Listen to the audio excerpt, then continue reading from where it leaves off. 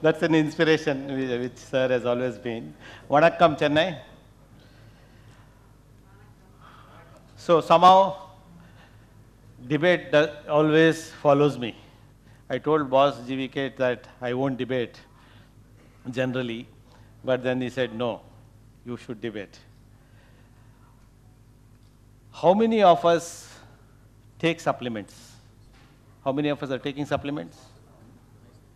How many of us are, Mohan sir also has lifted his hand, how many of us are prescribing supplements? Almost all. So should we debate? Why they are prescribing, you should ask them. Yes, I'll explain. Dr. Ajay nicely showed Annam Brahmam, very, very meaningful one. But that was for the yesteryears. Neither the years are gone by, neither the age is same, nor the people we are sitting here are same, isn't it? If you're not convinced, I'll explain and convince you all. So I will debate for dietary source of micronutrients are not sufficient. Always comes with disclaimers. Always remember, debate is not a very serious thought. It is a edutainment. Education with entertainment. Of course, education first. Unfortunately, nobody sponsored me, but thanks. Must have seen this gentleman somewhere. Thank you for this opportunity. So, I would say, ladies and gentlemen, you are still not ready for this. The food first, I think that one Dr. Ajay also showed. First, it becomes a paradox now in modern clinical practice. Yes, a balanced diet, as sir showed, provides all essential therapeutic ingredients, but the reality, friends, there is a big nutritional gap, and food alone will not fill it. So how will the flow be? Some concept, some chapters, people are still in the way of Durandar, key message, some rebuttal if it is allowed, and some conclusion. The concept is hidden hunger. Fortunately, there is no dearth for food, but is it wholesome is the question. The hidden hunger is what we address the micronutrients as the hidden thing in our hunger. Hunger is quenched, but micronutrient deficiency stays. New India, new needs. So we'll follow some chapters. Background, what are micronutrients? I think it was alluded to. Some trace elements, minerals and vitamins. Required dietary allowance is less than 100 milligram, and 13 elements originating from soil are not synthesized by us. Soil has to give us. If soil has changed, we have changed it, then so does the micronutrients composition change. So this is the price of progress, the chapter 1, the modern nutritional gap. It arises from monotonous diet. Most of us do the monotonous diet unless we are traveling and eating, having, Ajay was happy to have the South Indian thali today. More than 2 billion people worldwide suffer from hidden hunger. Not so many from hunger, but hidden hunger has much more proportion. Micronutrient deficiency affects 1 in 3 people globally. If you look at the Indian context, how many vitamin D reports have you seen normal? Very rare. And I again go to Annam Brahmam. If you see, my experience is, if you see 65, 70 years plus gentlemen, most of them are having normal vitamin D as compared to younger generations. More than 75% of the adults also have vitamin B12 deficiency. Iron deficiency is much more than 50%, especially in women. So the impact, whole list of it, from weakened immune system to cognitive functions to anemia to early aging, compromised reproductive health and damage to skin, hair, and so on. So if you look at the second edition of it, stranger, isn't it? We are eating well and more, we are obese, but we are deficient. So that is the important thing. Why does this happen? Bad eating habits, mineral inadequacies in soil, long-term medications, of course, lack of physical activity. How each one of it affects us. We are definitely eating energy-dense food, but are they micronutrient-rich? Low densities in harvested products. Products Green Revolution did a lot of good things. It made less people hungry. Carb content went up. But unfortunately, we didn't look at the micronutrients then, or willingly, unwillingly, it went down. The price, what we said for excess cultivation, use of fertilizers, and so on. Long-term medications, we all know simple diabetes, also metformin, associated with B12 deficiency, and so on. And WHO has also linked vitamin D, one of the factors for poor physical activity. So we are having hidden hunger in the age of abundance. Why? The Green Revolution did a lot good to us, but soil degradation happened. Loss of biodiversity, almost we eat similar food all the time. We don't do exchanges and look for colors in the plate. High use of chemical inputs, of course, water pollution, air pollution, the food is not the same what it was. Food for today is not the food of 50 years ago when the famous mantra was chanted by Dr. Tiwari. Soil depletion has happened. Even 2026 data from the soil says 43% of Indian soils are zinc deficient, and zinc has to come from soil. Then where will you get it? You might have to supplement. High yield crops, you get the calories, but micronutrients are diluted or non-existent or waning. Post-harvest loss, we all know the transport, storage systems. Now, we all store and then eat whenever. Are the micronutrients content the same when it started? To start itself is lesser, and then it gets depleted. So soil depletion, storage and transport, and process and cooking. How many of us are using the chulas? It's all oven or modern ways of cooking. And the fast food. The S was put in the fast food by a genius, it seems. Otherwise, it was fat food to make us fat. So I'm not talking just on emotion. An alarming decline in the nutritional quality of food, the biggest challenge for future generation health, is an open access article 2024.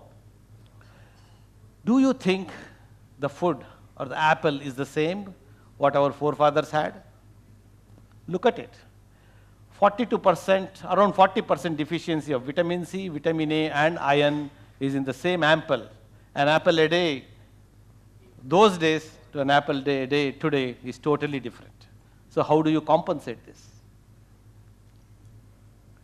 So what has happened actually? Protein, there is a decreased protein content in modern crops. Iron, zinc, vitamin A is deficient.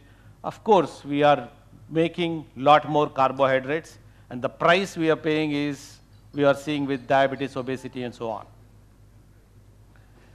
So coming to the chapter 3, the king or the villain. So we all talked about the Green Revolution. It erased hunger in many of us, but it has dual effects. Critical paradox. We started having high yield crops, but they were micronutrient deficient. Whom to blame? Synthetic fertilizers and so many other preservatives what we use makes the food unhealthy or not as healthy as it used to be in the past. And again, this is from a nice paper on hidden hunger in Food and Science, and you can go through it. That's a very nice article on that. And we all look at disability adjusted life years. Due to the hidden hunger, we see India has a lot of disability adjusted life years, again from the same article, seen that. So it is affecting, but we are not taking note of it because we are looking at the macros much more than the micros. Dr. Tiwari also mentioned about the phytates and its effect on absorption of micronutrients. Vegetarian gap, most of us, some of us are at least vegetarians, and B12 is quite low common. So if you say just eat, it may not happen, and some of us are turning fancy diets and vegans and so on. So cooking practices has changed.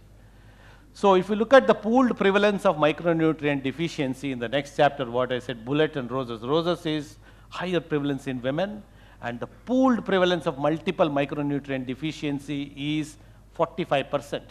The most common deficiency, as we all know, is D, B12, and magnesium deficiencies. And of course, it is higher in metformin users, as we noted it. Again, it is an open access journal from BMJ which quotes this. So the hidden hunger paradox, we have, and it is not just the poor have it. Even the rich have the hidden hunger or micronutrient deficiency. So we are all well fed but micronutrient deficient. So are we really living a healthy life is the question what comes. Even in sunny India, vitamin D is deficient.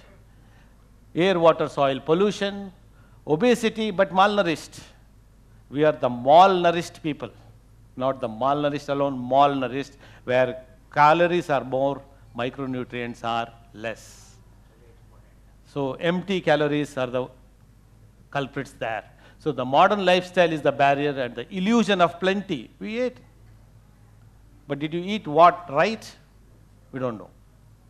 So in the people with diabetes, again the data shows they are all important minerals, magnesium, zinc and vitamin D has some role in diabetes directly with respect to insulin sensitivity, resistance and the action of insulin, and hidden hunger is a reality in diabetes. Again, Indian Journal of Community Medicine has shown change in dietary guidelines by the NIH, where they said more than 400 grams of vegetables are needed. We are trying to increase the amount consumed, but we are not looking at the quality again. So that is another problem. And so what are the points to ponder to say that micronutrients, what I eat, is enough? Not really. The B12 anomaly, RDA is so small, but still we are not getting it, isn't it? And the iron paradox, iron-rich food is taken, but phytates are the problem there, which reduces the iron absorption. We have double burden now. The double burden is calories in excess, micronutrients in deficient. We are a nation that is overfed but undernourished. So all these pointers are say that we need to have supplements and fortification. So this is what we have done to ourselves. We evolved. The sloka was good somewhere here maybe, but not so good here.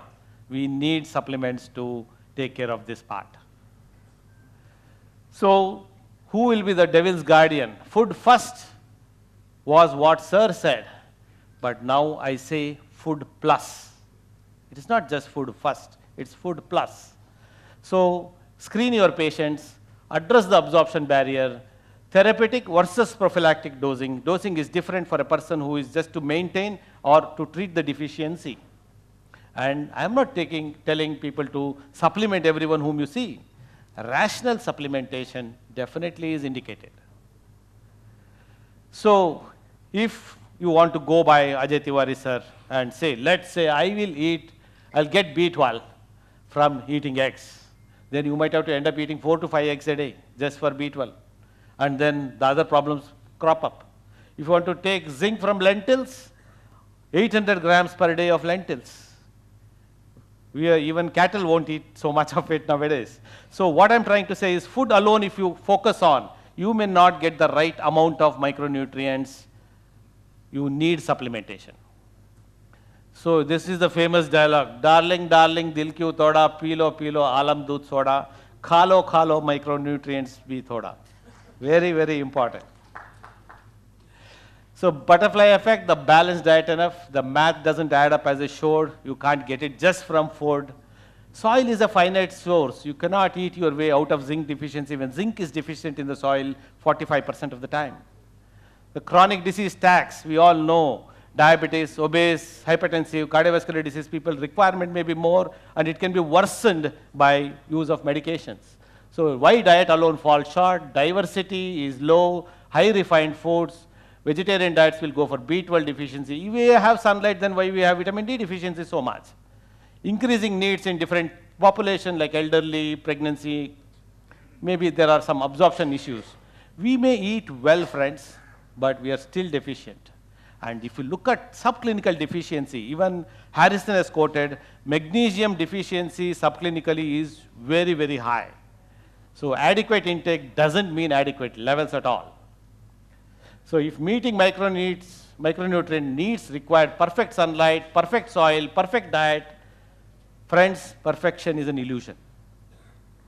That's why we are 45% deficient in micronutrients, 45%. So half of us sitting here are micronutrient deficients or more of us. So how do we overcome this? Diet diversification, I'm not saying supplements first. Food fortification, we have seen beautifully, cereals are fortified with iron and folic acid, and milk is fortified with vitamin A, D, and the oils also. Targeted supplementation, again, I'm not saying do it for all. Public health programs, nutritional education, and improve our soil and agriculture. We invest back on the soil, get those micronutrients back, use lesser preservatives, lesser pesticides. So, what does it translate into? The consensus reality, in the Europe, 9 out of 10 people supplement. United States, 57% of the adults age 20 plus use supplements. And if you still deny it, look at the supplement market in the India, how it is growing. It should be growing up with a reason, isn't it? So, to conclude, or E2 Brutus is the last chapter of Dhurandhar, India's friends is calorie sufficient most often, but micronutrient deficient mostly. That is called the hidden hunger.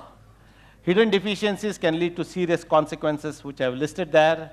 Diet alone is often insufficient. Targeted supplementation and fortification is very, very important. Fix the soil, fix your plate, if not supplement. In the current context, supplement is not a choice, it is a necessity, it has become a necessity. Tension mat lo yaar, micronutrients le, bachcha hai tu mera. So medicine is precision, not mass perception. Micronutrient deficiency is definitely real. Targeted supplementation, definitely yes. Indiscriminate supplementation, not necessary. So if you look at your diary, this is what we need to address. We are calorie sufficient, but there is something called as a hidden hunger there. And that has to be replaced by micronutrients. Thank you, Dr. G. Vijayakumar, for giving me this opportunity.